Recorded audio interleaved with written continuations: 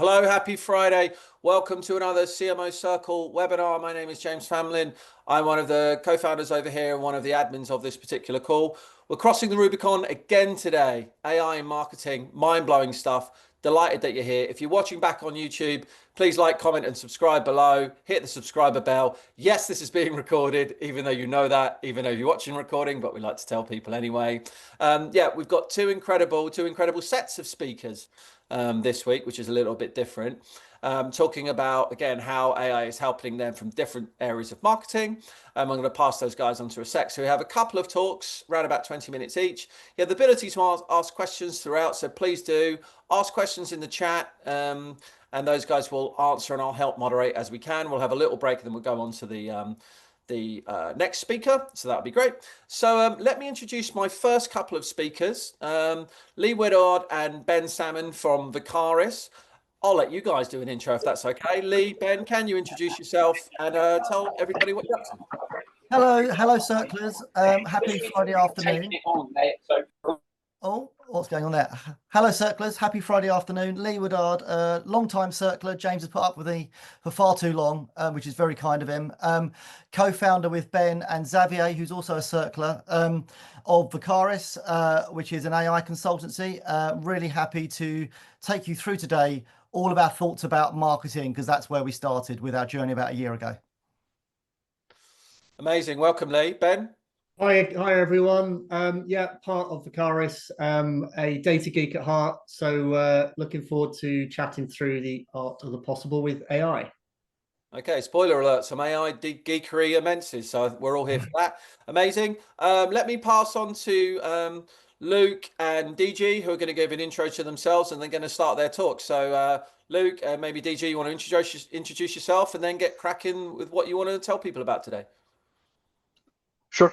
Hey guys, first time here as well. I'm Luke. I'm a recovering consultant, now building DOJO, a marketing operating system with Duarte, which we'll show you a bit later on. Great to be here. Duarte, over to you. Hi everyone, Duarte, co-founder of DOJO AI. Used to be a marketer back in the day for big brands like Sky, Coca-Cola, then eventually decided to transition, started working as a growth and marketing consultant for startup scale-ups and mid-sized enterprises. Noticed a big gap in the market, a big problem with these challenger brands with smaller teams that weren't really able to do what big brands could because they didn't have the same resources, and saw this as an opportunity to build a tool that's slightly different. Great. So thanks for being here. Thanks for the intro. And I think, Dwight, you're going to present first. So please take it away. Awesome. Thank you very much, James. Okay, so what we're going to talk about today is very broadly AI in marketing, but more specifically, how you can leverage a single tool to improve all of your marketing. And this is important for a few reasons. One of them is that AI marketing is no longer the future. It's already here. Gartner predicts that by 2026, over 50% of marketers will use AI agents. So where do we spend currently most of our time as marketers? And the answer is most likely trying to make sense of all our 26 plus marketing tools, CRM, CDPs, different channels. Then the rest of the time, trying to glue various pieces of data together on spreadsheets and maybe trying to feed it to ChatGPT for a bit of insights. And maybe if we're lucky, we'll have a bit of time to come up with new creative ideas and campaigns. And that leads me to the three crises of modern marketing, which is speed, complexity, and budget. These are the things that hold smaller teams from accomplishing more, from competing successfully with the bigger brands in their category. And complexity is simple enough, right? We used to have not many channels, not many data sources. We used to optimize our campaigns weekly, and now it's dozens of data sources, dozens of channels, and real-time optimization. And then budget, right? $12 million wasted on bad data annually by companies, and $60K as an average spend per year on MarTech tools by a mid-sized company, not talking about what the big brands do. And this is what marketing like before AI, right? You got the majority of marketers' time spent making, measuring, and planning campaigns, content, and channels. Over 50% of businesses spending at least 3 hours on average just to write a blog post, and really only 60% of businesses spending less than 5 hours per week on content creation. But with AI tools, you get the majority of marketing teams are reporting that AI helps them execute faster on all analytics tasks, and 40% of businesses having reduced content creation time to 5 hours per week with AI. Teams reporting 75% faster speed to market with AI automation. So my question is, what if you could have all of your marketing channels in real time and know where you're wasting budget, what creative works best, and how to increase your ROI? What if you could ditch GA4, all of your different dashboards from paid and organic channels, and have a single integrated, always-on view of how your content and your campaigns are performing? And what if you could not just use that data to make informed decisions, but then actually have the ability through a system of agents to act on it? And this is exactly what we're building with DOJO AI, a system of marketing agents built on top of all of your marketing data, unified in a single intelligent system, giving challenger brands enterprise-grade insights without the enterprise cost or complexity that comes with it. And the way DOJO is built is you've got a system of agents. These 4 agents, they work together. They're true agents. They are not, deterministic workflows that people call agents on LinkedIn. They're real agents. They're autonomous. They work together as a team. They cross-check information between one and another, and they're orchestrated by a co-pilot, a single co-pilot that we call the sensei, that gets them to work together for a truly integrated view of your marketing. We have a few examples from brands, but I want to speed on to Luke, who has been using DOJO for a specific use case that he wants to talk about. Yeah, sure. Thanks very much, Duarte. So we decided to use one of the company logos from the CMO Circle website, as we weren't sure who was going to be here today. But I wanted to show you basically how I would use it if I was a user. So I used it for 6 months at my previous consultancy before joining DOJO. And so this is how we would use it. We start from the absolute top. So we're looking at a full marketing market analysis, full competitor analysis, breaking down, in this case, the UK non-alcoholic and in general the beer market. You can see Lucky Saint here has around 3% of the total UK beer market, and looking at some of their biggest competitors here. And then we want to understand, let's go a little bit deeper, let's understand what the customers are actually saying about them. So within DOJO, we have a social listening tool that's able to go out, look into platforms like Reddit, look on LinkedIn, and see what people are actually saying about your brand, but also generally around the themes that are interesting for your company and your products. So you can see here some of the posts. These are actually ones from the last month relating to topics that Lucky Saint might want to get involved with. What we normally do, especially each morning in Duarte's case, he looks for topics relating to our company, and it will actually suggest a comment to join that conversation so that you can actually get involved in the social community and actually talk to people, talk to your actual customers on a regular basis, something that you normally wouldn't have time for. And this also has a secondary effect that it helps you to rank for large language models. They often use Reddit as one of the major sources of a trusted source for information when people are looking for something, when people are looking for what's the best non-alcoholic beer. These types of conversations could be places that those tools look for those answers. And if you're involved in that conversation, can authentically talk about the products, that's a perfect way for this to happen. One of the things that we did not expect to find was a zebra. So apparently zebra striping is a popular trend at the moment in the UK and in other places where people are looking to cut down on their alcohol consumption, something that obviously the UK is rather famous for, and looking to cut down on how much they're having per week or how many drinks they might have in an evening, and switching between alcoholic and non-alcoholic drinks. And this is a trend that we think could be perfect for Lucky Saint to capture on. And we went a little bit deeper into the numbers on the next slide. So here we looked at how many times this zebra striping topic has been discussed in the last month. So this is the kind of agency report that you might get from your content agency or something like that, at almost 3,000 posts in the last 30 days, which has grown almost 160% over the previous month. the sentiment is predominantly positive, and we're seeing a very high interest in it, especially from Gen Z. But there's no brand that's actually claimed any kind of thought leadership around this. There isn't a large amount of content written by brands around this topic, but it's definitely something that they could capture in the spirit of health and social benefits that it provides.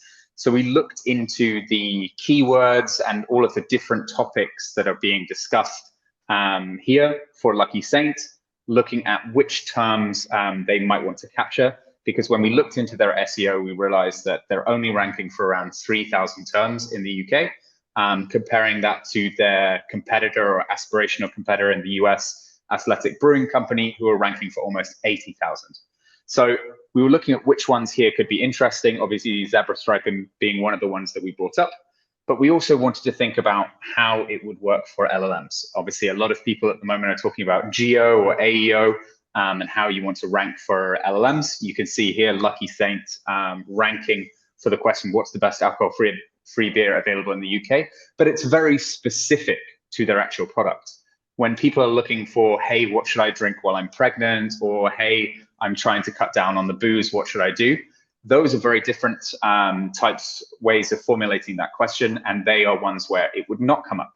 So this is something that we look at when we're recommending the types of content that they want to create for SEO, that we also think about how they can optimize those articles for GEO or AEO as well.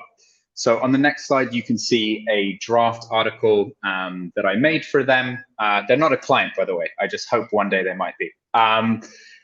The article here, basically a draft that I created to go into the zebra striping topic, written in a way that feels like a very authentic SEO content piece. It could actually be featured in a magazine or something like that afterwards. And this is something that a lot of people actually do with the tool, where they create a piece of completely SEO optimized content. They do some humanizing editing themselves, and then also ask it how you could position it for PR as well.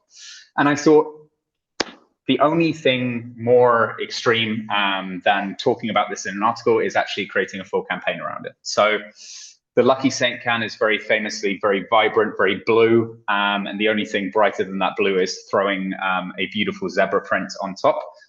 So I thought about this being a really nice way to be able to visualize that campaign. And being able to have this potentially as an asset that's used also by other people when they're discussing the topic, because it is just a very nice visual asset and a very nice way to visualize zebra striping as a topic. So it's likely to get picked up and reshared quite a lot on social media and other places. So this is just an example of how I would go through that whole workflow with Dojo from the beginning to the end. It basically recommends at every step what things you might want to consider or what things you might want to do next. And I basically just allowed it to guide me through that whole process as though I was the CMO of Lucky Saint.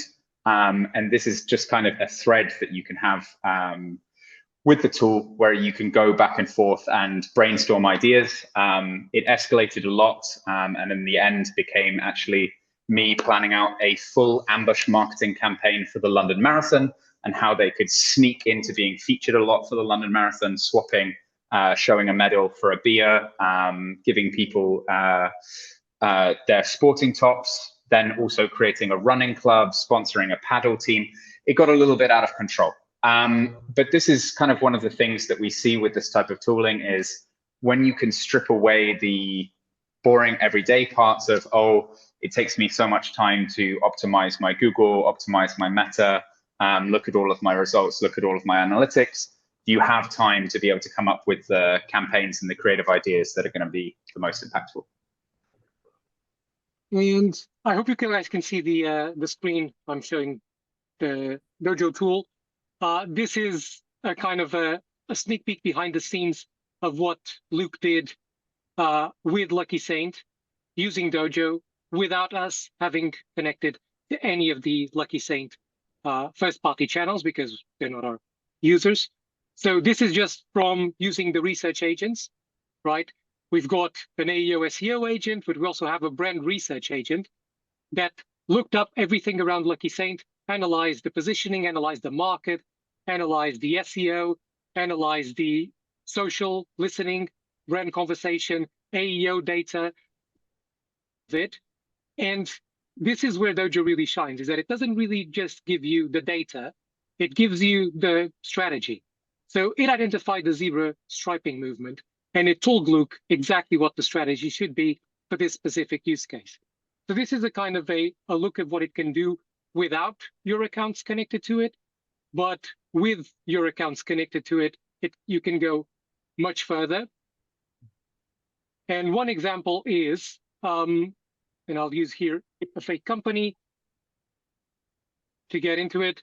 So if you connect your GSC or Google Search Console, if you connect your Google Analytics 4, and you can do it all here. So Google Analytics 4, Google Search Console, Instagram, Meta ads, Facebook pages, LinkedIn ads, LinkedIn organic, Twitter, etc. Once you do that, then you have a real view of how your marketing is performing at all time, right? And I'll give you here an example. Sorry for the scrolling, but this is quite a long, in-depth report that I asked on website performance. And you can see how the agents think in the back, how they interact with each other, the data that they actually pull, and then they give you the exact summary, right? They give you the data, they give you the performance analysis, they give you the traffic, they give you everything. And this is on web. You can do the same for things like customer journeys, analyzing your funnel, right? And it can identify, not just give you the data, but actually tells you what the problem is, where's the bottleneck, and then how you can solve it. The emergency action plan, what you need to do, it can give you code, it can give you markup, it can give you content, it can give you campaigns, right? And then if you want to go into analyzing things like brand, in this case, I just ask it to go and scrape review that exists of this company online.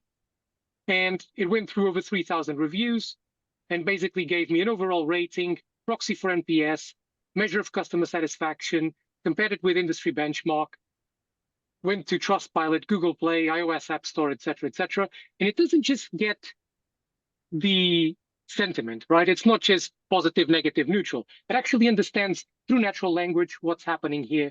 What are people feeling when they express views about the specific brand? So these are all examples of use cases, right? So you can use a tool like Dojo to analyze your website, analyze your social media, analyze your paid channels, create campaign, create content. But what I really want to emphasize here is this symbolizes a significant change in how we do marketing. Because if before things worked in planning cycles, if before you had to plan and schedule campaigns, if you had to create 30 blog posts at the beginning of the month so that you could then spread them out, that's no longer the case. You can have your finger on the pulse at all time. You can understand what's happening with your whole marketing at all time, and you can deploy a system of agents like the one in Dojo to not just gather data, but arrive at specific insights for you, help you with your strategy, then help you create campaigns, and then help you create the content, and then deploy it. So this is something that you can do daily, right? This is a complete change of, I guess, workflow on how you approach marketing and how your team operates on a day-to-day basis. It's like every single element of your team has a full stack marketing agency working for them with full context around their brand and full access to all of their marketing data. Amazing. Thanks for that. Couple of questions, and thanks, Luke, and thanks, Duarte. And it's the sensei is very smart indeed. So questions. I'm using AI agents from Mike. I'm using AI agents already. Built 2 so far. Well done. First is for competitor research. Second is for social brand sentiment. Does anyone have any other AI agent ideas for marketing teams, not content creation related? I mean, you guys have been through a couple of examples there of marketing agent ideas. Have you got any more planned, any more installed? Anyone else have any they want to suggest or ones you've got coming up? So I can talk a little bit about that. The agents will become ubiquitous, okay? Agents they're trending now. And by the way, there's a lot of misinformation and a lot of confusion about what an agent actually is. My gut feeling is if you're talking about building agents, you're building workflows. Because building true agents, true autonomous agents that think, decide for themselves, cooperate with each other. That's not a DIY thing. That's a kind of a problem that only a team of highly skilled engineers can actually solve for. So the goal shouldn't be create more agents with more workflows, because what you're doing is, again, overcomplicating your marketing, which is something that MarTech has been known for a long time. Every tool that you bring in gives you more overhead, more complexity, more siloed data, more obscure data that you don't know what the hell is coming from, things like attribution, etc. So you shouldn't, by all means, like, play around, discover AI, build your own agentic workflows. But the goal for us isn't really create more agents, is create an intelligent system that's fully integrated, that has access to all of your channels, that understands all of your campaigns. And the agents, they're just software. The agents are what we use data and to give you the intelligence and then to execute and to measure. But it's not about agents as replacement for marketing roles or agents as personas. That's a gimmick. It will go away. I get why it's easier for us as a marketing community to get into that space, and we've leaned into that as well at Dojo, but that will disappear. Yeah, got it. Okay, and one, okay, a couple more. We'll try to answer them quickly. So if there's one thing that your tool, if someone has a demo on your tool and takes a bit of a poke and prod about, like, what's the one thing? Like, if this was Canva and they'd be like, right, check our background remover, like, what's the one thing that they should go to first? What's the sort of, what should they go first? What's the one thing? Where am I wasting money on ads? That's the $1 million question sometimes. And the reason why it's the $1 million question is that because we have a coding agent and a data analyst and a performance marketing agent that work together and kind of cooperate, what happens is once the agents access the data on your Google ads, Meta ads, LinkedIn ads, whatever, they don't take the recommendations that these tools give you, which the channels give you, which 9 times out of 10 is to increase your campaign budget. Like Google ads will always say, you have to increase your campaign budget. It's not enough. It's not enough. And Dojo is the opposite. Dojo will make up its own mind, will crunch its own numbers, and will come back and say, actually, this channel isn't working for you. Or actually, you're overspending on this campaign. So it will protect you against overspending in these channels, which is very easy to do. And do you, and just so we're clear, do you sync up to Google AdWords to get that information, or do you download a CSV and put it into Dojo? How does it work? First-party API connections, one click. So in 5 minutes, we connect to all of your channels. Okay. In the next 10 minutes, you have access to Dojo. Okay, great. Cool. What kind of integration barriers are you guys seeing?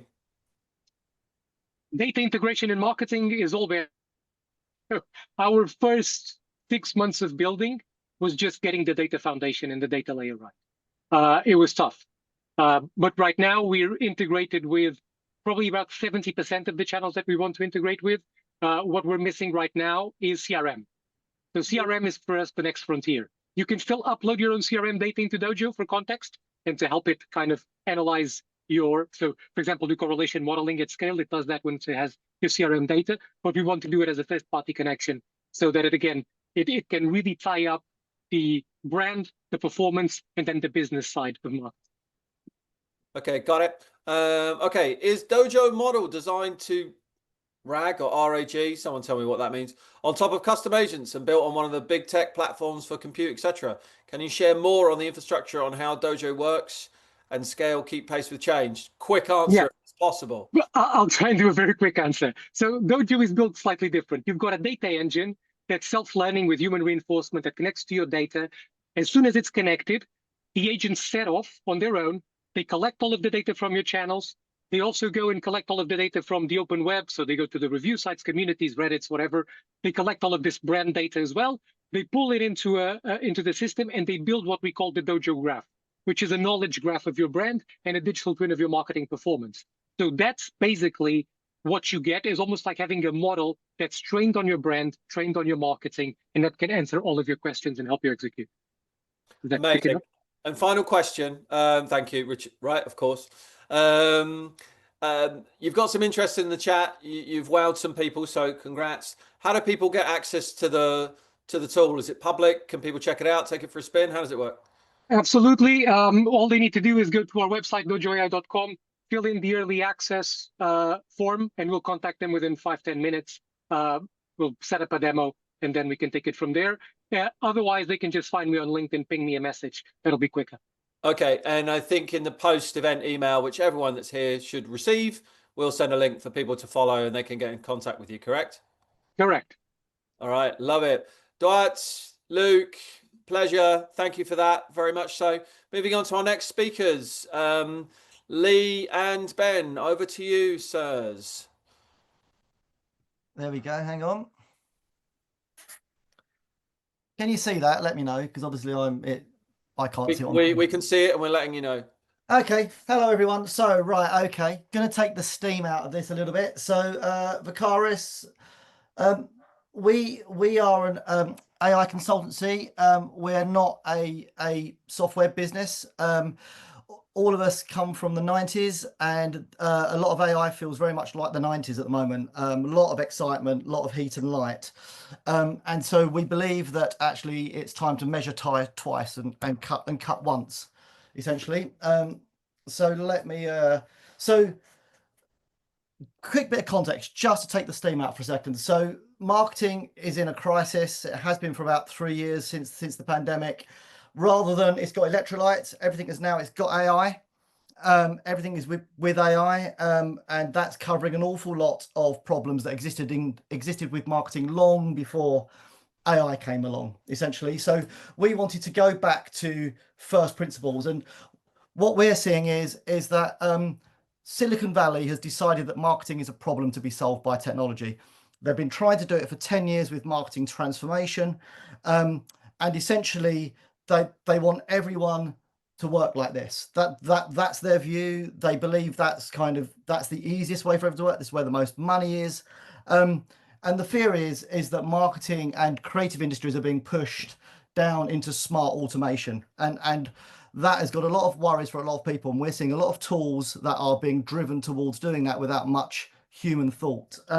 So the way we think about it is that actually, workflows, as has been discussed, workflows and repeatable tasks have been around for a long time, since even into the art world. So Damien Hirst in the pandemic laid off 65 painters who were painting his spot paintings in basically a automated way within his studios down in South London.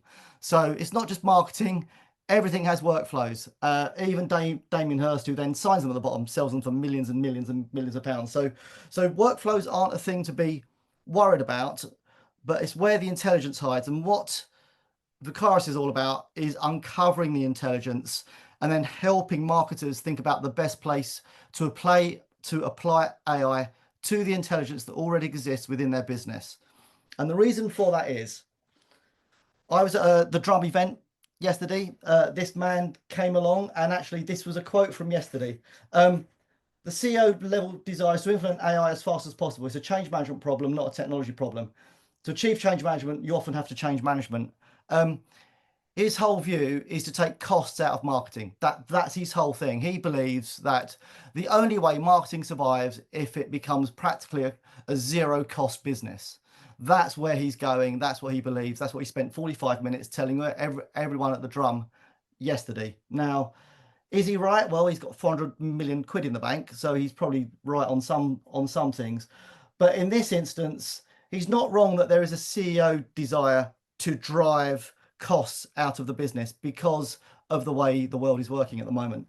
When you think about from a marketing standpoint, where does that leave you? You're looking at experiments, you're looking at millions of tools, you're looking at what you can buy, what you can put in, what can make you go faster, what's going to help you do things better. But the question we ask is, but where's the smart? Where is the smart in the way you do your marketing? Because that's where the money is. The money's not in the tools. The money's not in all of the tech that you put in. The money is in the smart, and it's then using AI to amplify and accelerate that smart. So you can call it workflows. We call it supply chain. So we think marketing actually is more successful if you see it as a supply chain. Right now, all of your marketing activities and all of your agencies are working in silos. Your creative agency doesn't do what your digital agency does. Your planning agency doesn't do what your production agency does. Your strategists across all your agencies don't do what anyone else does. And everyone works in silos working across each other. We think that's part of the problem, because the workflow and the supply chain has not been codified, and what makes your workflow better than anyone else's has not been amplified in the right places. Your CFO only gives a shit about this. Sorry for the French. They're very concerned about the left, where we're going to save the money. How can we sack marketers and copywriters? How can we do more automated visuals? How can we get costs out of the business? What they really care about is revenue growth, and where AI applied with intelligence works across the supply chain. Where you might make cost savings, if you apply it in the right places, that's where you get to markets quicker, you get to your growth quicker. What your CFO wants to talk about is return on capital employed. They don't want to talk about tools, they don't want to talk about tech. They want to talk about the capital that's employed across the business and how that's making the most money for the business. That's the conversation that marketers need to start having. And in AI terms, that's a supply chain conversation. This is what your teams are starting to like. I think the guys just before us were talking about this. You're going to go from a very hands-on model to an eyes-on model. You guys know this. All the team skills are changing. The way juniors are coming into the business are changing. The way they learn their craft is changing. And it's all going to become about strategic oversight when you've got kind of agents and AI starting to take on some of the tasks. But the real question is what tasks, where, how often, and for what output, what outcomes. And if you go back to the previous slide, what revenue or what savings are those things driving? We're not doing it just because that's where the world's going. It's to make the business boat go faster. And everyone's forgetting about that part right now because they're such in a tsunami rush to do something with AI. The way we see it is like this. Everyone is piling into the middle. Let's get some AI agents, let's get some tools, let's do some experiments, let's just play with stuff, let's see what works. That's great, but we think that's just marketing transformation 2.0. That just gets you to where we were over the last 5 years. We think you need to go way back up front and actually stand back and analyze your supply chain in marketing and really understand what your historical, how your historical knowledge differentiates the work that you produce for your brand. Then you need to codify that supply chain. And then though that codification can then be applied in whatever AI tech is appropriate for your business. It won't be Copilot. It may be your own AI. You might be borrowing it. You might be buying it. Whatever it is, you need to be thinking about the way it works for your business, not just piling in. And then obviously off the back of that, you've then got to do the change management, what that means for your teams, what that means for your L&D and all those other bits, all of those things together. That's what we call codified intelligence, is how you apply AI to marketing in a smart way. You just don't stick it on top, which is what we're seeing a lot of times at the moment with the people that we talk to. Ben's going to chat from here. And then we've got an example of a codified supply chain for marketing. So rather than just kind of talk about it, we've actually codified. We spent 8 months codifying a marketing supply chain, which Ben will then show you the way it actually works rather than just slides. But Ben's going to start here.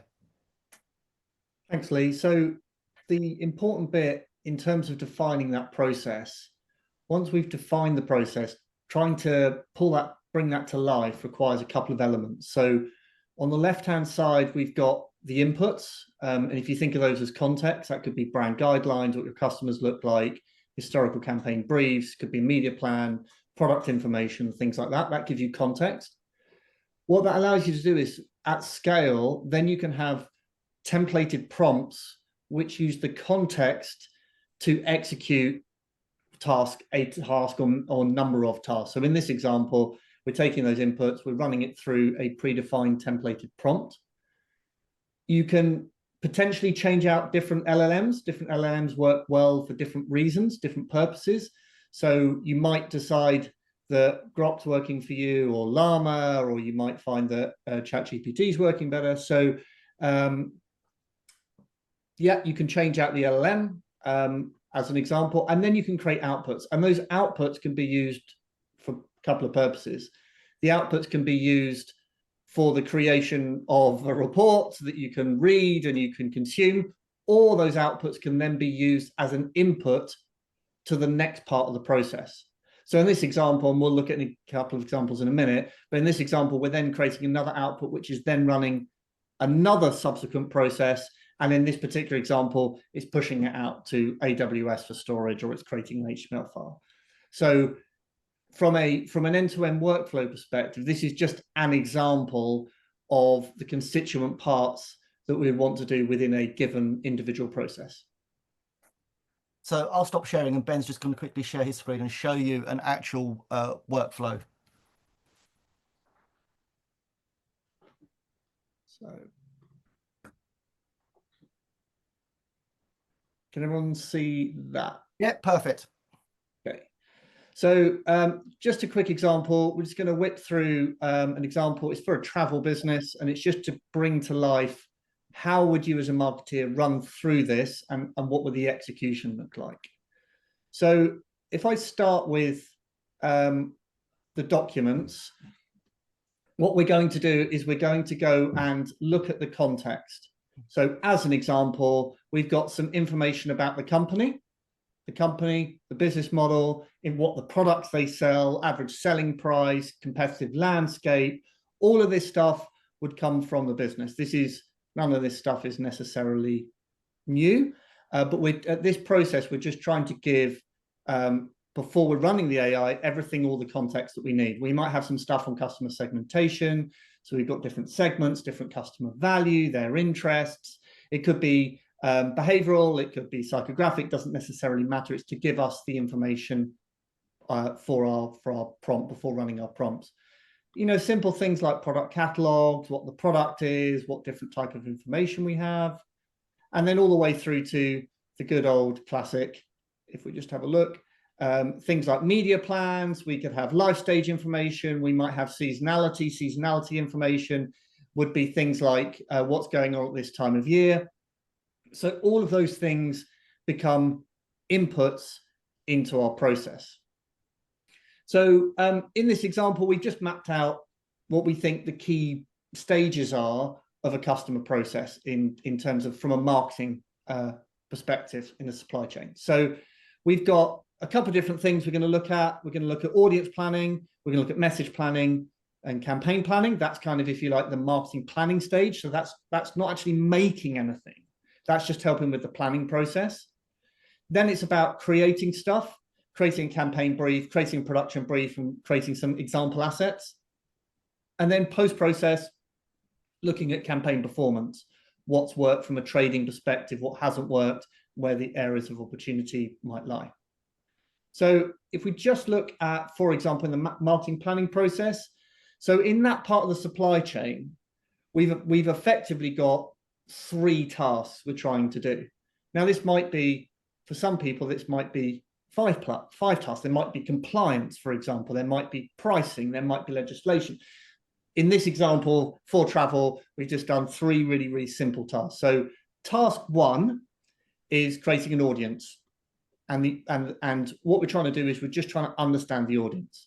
So in this example, we've got loads of inputs that we're going to consume, things like brand guidelines and purchase behavior, the product catalog, existing customer behavior and segmentation, and existing sales channel mix. So what we would do is we would run through that. We would pull in the different data that we need. We would run that through as a process. I've run it already as an execution, and that will give us effectively 2 outputs. It gives us a product fit and a channel plan.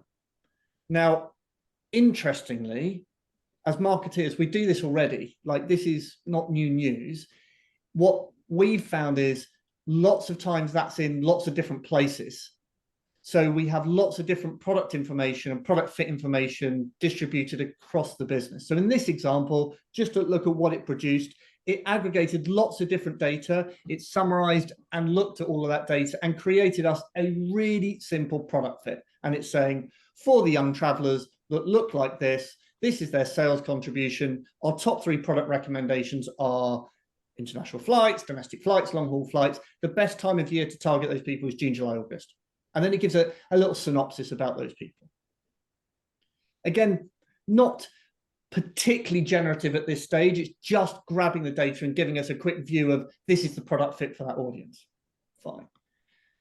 The next bit is around channel efficiency. So it's just trying to understand what channels relate to those products and those audiences. Again, same kind of thing. It's saying for segment one, for the young travelers that are students that are, we believe flights is the primary kind of product to sell to them. We need to focus on affordable and flexible travel options. That's the messaging. Our top 3 paid channels are, our top 3 owned channels are, and our top 3 sales channels in terms of how we go to market are. So, and then we got some geo-targeting in there, UK and Europe. So all this does is it just gives us the basis of a plan. So in that first stage, all we've done is the bare basics, right? So we've just created an audience plan. What are the products that I'm going to sell to these people? What are the channels am I going to reach them through? The next bit is the messaging plan. So here what we're starting to do is we're starting to bring in not only the data and the outputs from the previous piece, but we're starting to bring in some other information. So in this example, we've created an example messaging plan. So this messaging plan is saying, looking at those young travelers that are selling price, have an emotional message. This is the rationale. For those people, this is the channel mix. This is the rationale. This is the timing for those people. This is the rationale for that. This is the message variant, how that might vary. This happens to be a UK audience, so what the UK audience targeting would look like, and an overall rationale. So we've got effectively a mixture of things that we're starting to pull together. So we've got our audience plan, which was channel and product. We've got a messaging plan. And then the final thing we've got is a campaign calendar. And the campaign calendar then does a laydown for us for our different segments for the time of year. So it's saying, when do we speak to those people? So for example, the young travelers, we want to hit quite hard in January. We want to hit them quite hard in June, and we want to hit them quite hard in October. And these are the channels we're going to reach them through. This is the summary of the activity we're going to run in that period, that time of year, based on seasonality. And then we're going to create some campaign ideas, some loose campaign ideas, not a creative idea, but it's saying in our January activity, it's New Year, new travels. Typically, the campaign should probably last around 31 days because that's the month period. This is our revenue target for this particular campaign, and these are the audiences we're targeting, only the young travelers, and this is the target audience. So at this stage, that's purely our planning process. So what we're trying to do here is we're giving the information that we need to then hand off to the next part, which is campaign production. So within our campaign production, we've just pulled some examples together.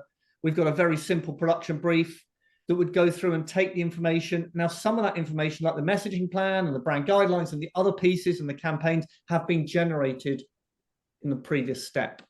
So those are then used in the supply chain to then power the next part of the process.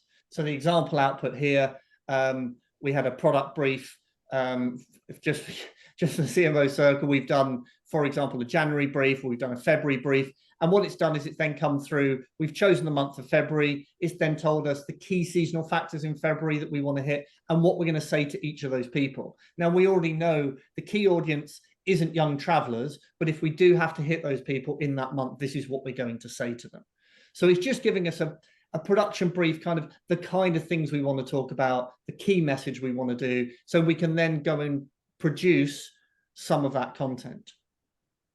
So from there, just looking at the content, we would potentially have some email assets, we might have some Instagram assets, we might have some other Twitter asset, X, Facebook assets. So in here, what we've done is we've just created a flat process that then will produce all of those creative assets. So as an example, lots of different assets here. So we've created, let's just say, some Instagram assets, and those Instagram assets would then, for example, would have some standard copy in there and an image prompt as well.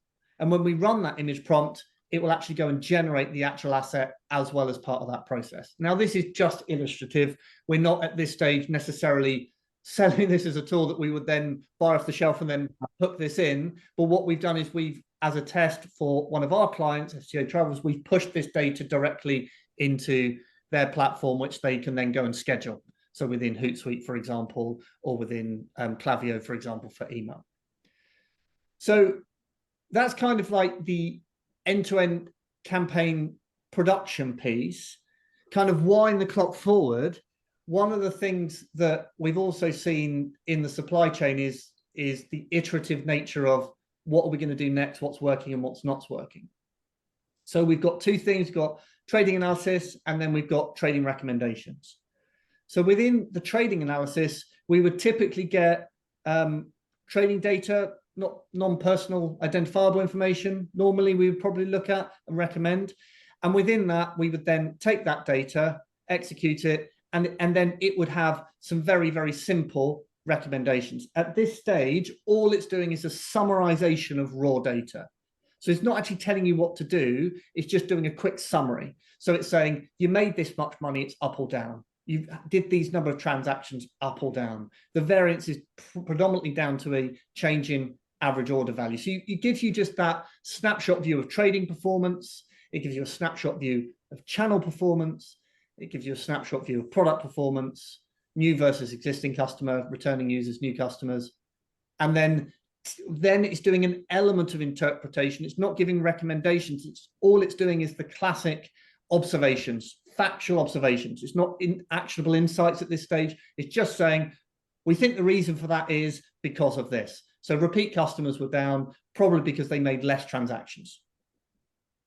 And then the reason for growth, we're seeing in this particular segment, programmatic display with postgrad students, we're seeing an increase, and the increase has been because of a higher number of transactions and higher number of average transaction value. From here, this then becomes an output to be consumed within trading recommendations. So this takes a lot of context in. Again, it's not removing the human out of it, it's just trying to speed up the painful process of collating the data, analyze the data, and then making recommendations. So it's a starter for 10. So in this example, what it's saying is, we've seen these things, these are the business trends, here's our recommendations around channel plans. So for example, invest slightly more in programmatic display. For example, we've seen the student travel card is working really well as a product. Start to push that with your audiences. Repeat customers are working really well, start to sell to them. Now, what it's not necessarily doing is going and doing a media laydown, or it's doing a change of creative. But what it is doing is it's trying to give you areas, very quick views of what's working and what's not. And I just want to jump in here. What you guys are seeing is where we've spent a lot of time is the industrialization of the inputs and the outputs, because loads of people can write prompts really smart. Loads of people can go 1,000 miles an hour. The way marketing is being demanded to scale, things need to be industrial and scalable and repeatable at speed. And to do that, you can't rely on 1,000 different prompts being tied into different technologies that then you can't get out of. So where we've kind of to some degree industrialized this is the agnostic nature of the way that we've industrialized the supply chain. And that's why that's important, because every supply chain is different. As Ben said, you may have 5 steps, you may have 4 steps, you may do it this way, you may have things that you can't do. But being able to do that at scale is what's important, and that it doesn't hallucinate and give you different answers each time. The idea is that you can rely on its consistency, because that's what marketing is going to be measured on as you can do more and more and more. It's, have you got the consistency, and can you do it over and over again at the same quality? So that's kind of where we focus. I think Ben's frozen. Oh, I'm still here. Oh, you're still here. You frozen him, Lee. I did, yeah. So with that, guys, I'm just going to go back here very quickly, because as we said, we're a consultancy. Hopefully you can see that. We tend to start everything with a half-day workshop for heads of, particularly heads of marketing departments. It's normally CMO and their heads of.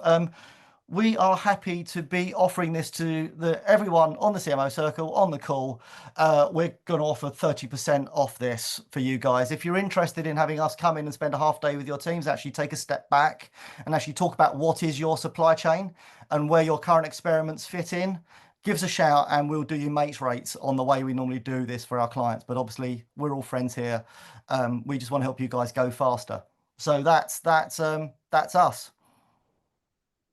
Amazing. Thousands of people that will watch this on YouTube are all mates. Good shout. Okay, amazing. We have a minute or two. If anyone has any questions for Ben and Lee, please pop them quickly in the chat. If your question's out and your brains are feeling a little bit blown, not to worry. Again, we will follow up with how to get in touch with these two in the follow-up email. We'll put them in the show note description below as well. And yeah, and that goes for DG and Luke as well. So in case there's any more questions, it doesn't look like there is, and people want to crack on with their Friday, and I can relate to that. Oh, okay, we have one question. Not a question. Thanks. Interesting stuff always. Is document input all automated? Question for Ben or Lee or both. So no, the process is, but the definition of which documents to use for which purpose is not. So the ingestion of the information is once they're uploaded, but you have to be clear on what you want to upload.